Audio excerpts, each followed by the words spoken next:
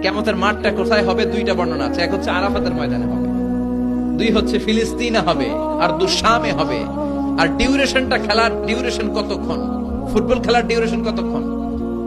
90 minute. ক্রিকেটের একটা আছে 20-20, আপনিও জানেন, মাশাআল্লাহ, 20-20। আর একটা আছে ওডিআই, ওয়ান ডে ইন্টারন্যাশনাল। আর একটা কি টেস্ট আছে। ওই দিনের সময় হচ্ছে মিকদারুহু 50,000 সানা, 50,000 বছর উলঙ্গ হয়ে খালি ইয়া নাফসি, আল্লাহ বাঁচাও বাঁচাও। কতক্ষণ দাঁড়ায় থাকতে পারবেন আপনি? একদিন, 2 দিন, 5 দিন, 50,000 বছর মানুষ পাগলের মতো দৌড়াবে। সবাই যে সাইয়েদনা আদমকে বলবে, ইয়া আবাল বাশার, ও আদি পিতা, ও সব নবীর পিতা, ও পৃথিবীর প্রথম মানব যাকে আল্লাহ নিজ হাতে তৈরি করেছে, আদম, আপনি আমাদের জন্য সুপারিশ করেন। আমরা জান্নাতে যাই আর জাহান্নামে যাই কোনো ব্যাপার না, আগে এই ঝামেলাটা মুক্ত করেন। 50,000 বছর আর পারি না। এসপার উসপার একটা হোক, আল্লাহর একটু কোন বিচার যেন শুরু করে। সাইয়েদনা আদম বলবেন, সরি, আমি পারবো না, এটা আমার কাম না। আজকে আমার সাথে আল্লাহ কি আচরণ করবে ওইটাই আমি জানি না। সুবহানাল্লাহ কইবেন না?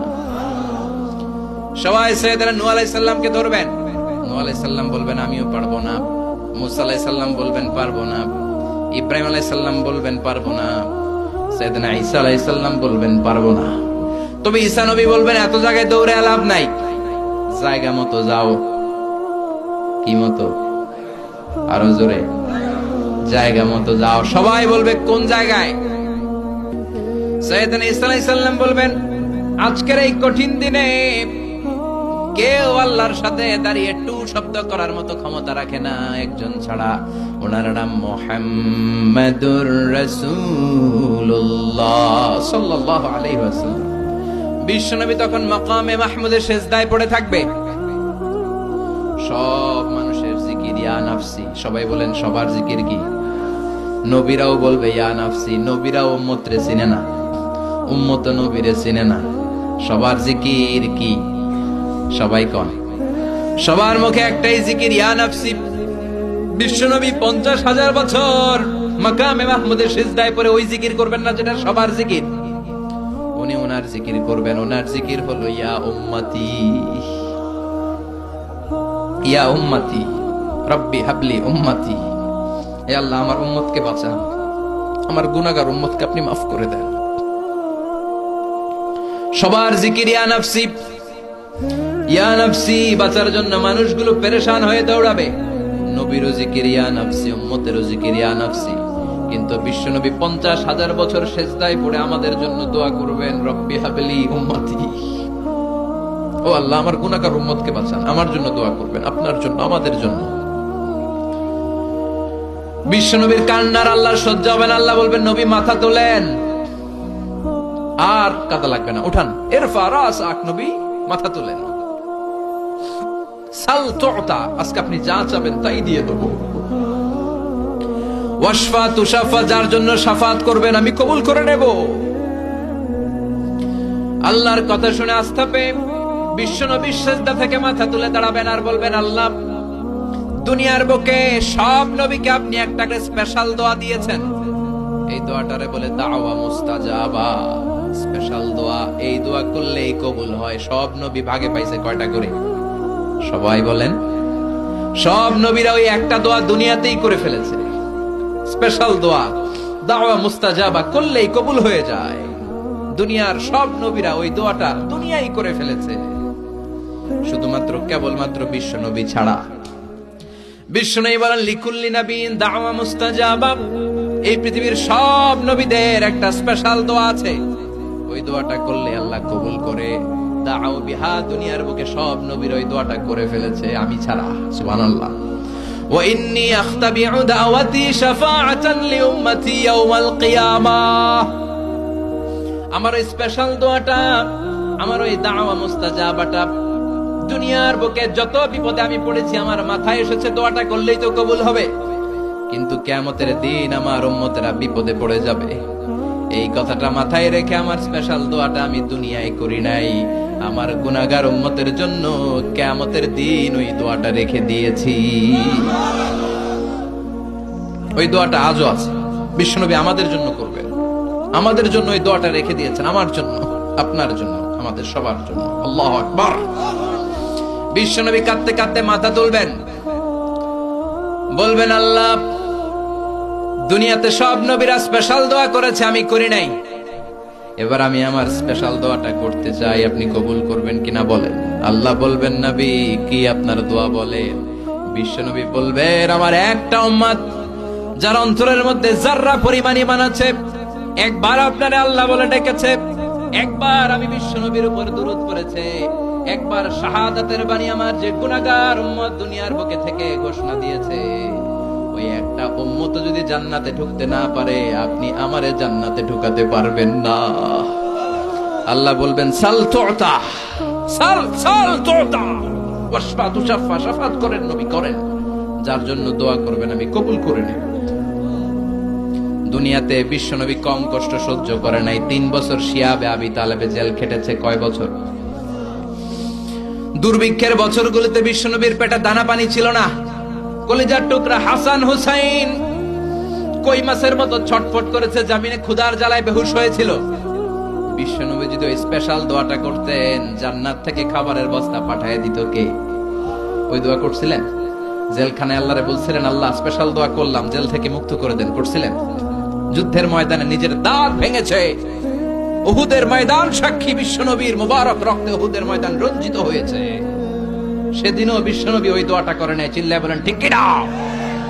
তায়েফের ময়দানে বিশ্বনবী কয়েকটা জায়গায়, 3 জায়গায় বেহুশ হলেন। বিশ্বনবীর মুবারক দেহ বেয়ে রক্ত ঝরলো। ওই কঠিন বিপদের দিনও বিশ্বনবী এই দোয়াটা করেছেন নাকি? কথা বলেন। খেয়ে না খেয়ে দিন প্রচারের কাজে নিজেকে দিয়েছো বিলিয়ে, তায়েফের কাফেরেরা চিনলো না সে আলো, দুষ্ট ছেলেদের পিছু দিল লেলিয়ে, পাথরের আঘাতে ক্ষত বিক্ষত হয়ে সারা শরীর থেকে রক্ত ঝরে। হে রাসূল তোমাকে ভুলি আমি কেমন করে, হে রাসূল তোমাকে ভুলি আমি কেমন করে। সুবহানাল্লাহ পড়েন। সেই দিন বিশ্বনবী এই দোয়াটা করেন নাই, কিয়ামতের জন্য রেখে দিয়েছেন। ওই কিয়ামতের কঠিন বর্ণনা বিশ্বনবী আয়েশারে দিলেন। ও আয়েশা, কার গায়ে জামা আছে, কার গায়ে জামা নাই, ওই দিকে তাকানোর সময়টাও পাবে না রে আয়েশা। আল্লাহু আকবার।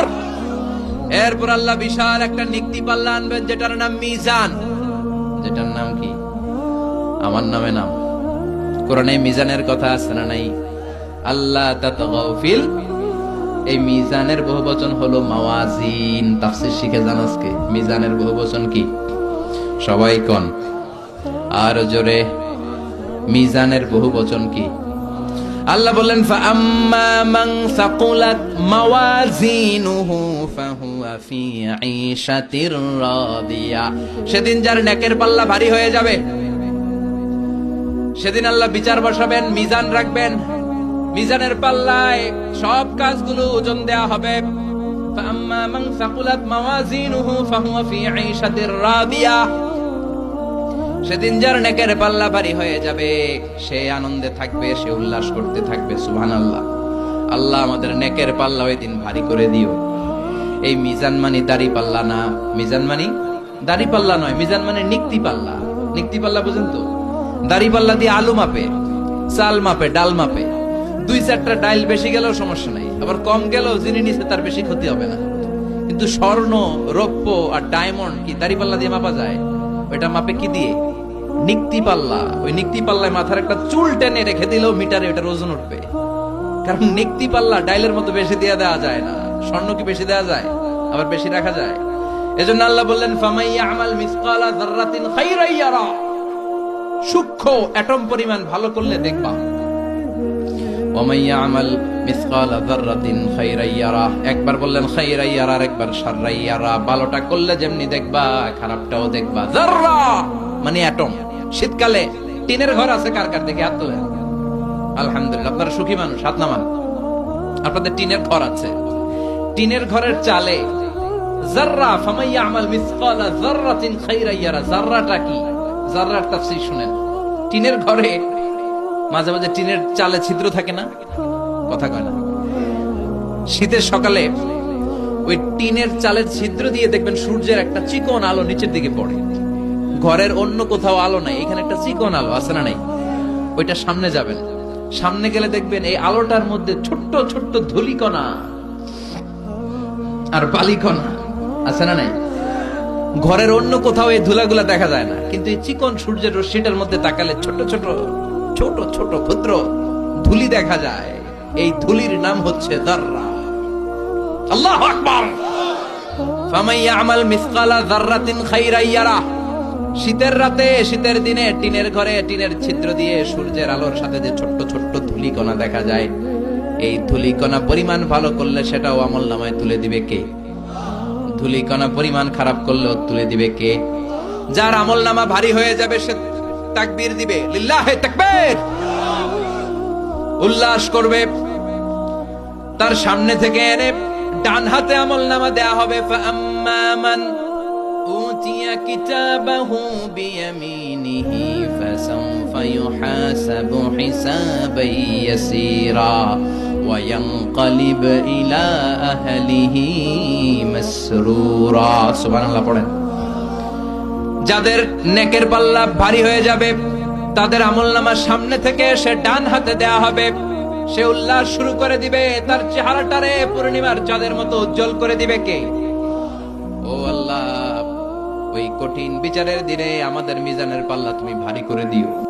বান্দা খালি রোজা রাখে, ফেরেশতারা কিছু লিখতে পারে না আমলনামায়, কারণ আল্লাহ বলে এটা কিছু লিখিস না, কারণ as-সাওমু লি, এই রোজা রাখছে আমার জন্য, ওয়া আনা আজজি বিহি, এই রোজার সওয়াব, প্রতিদান, অ্যাওয়ার্ড এটা কিয়ামতের দিন আমি আল্লাহ নিজ হাতে দেব, নিজ হাতে দেব। আরেক বর্ণনায় এসেছে ওয়ানা উজজাবি, আমি আল্লাহ নিজেই হয়ে যাব রোজার প্রতিদান। সুবহানাল্লাহ পড়েন। আবার আল্লাহর হাবিব বলেন ইন্না ফিল জান্নাতি সামানিয়াতু আবওয়াব, জান্নাতের দরজা মোট 8টা। ফিহা বাবুন ইউসাম্মা আর-রায়্যান, 8টা দরজার মধ্যে স্পেশাল একটা দরজা আছে, ওই দরজাটার নাম হলো আর-রায়্যান। রায়্যান দরজা, লা ইয়াদখুলুহু ইল্লা সাইমুন, রোজাদাররা ছাড়া কেউ ওই রায়্যান দরজা দিয়ে জান্নাতে ঢুকতে পারবে না।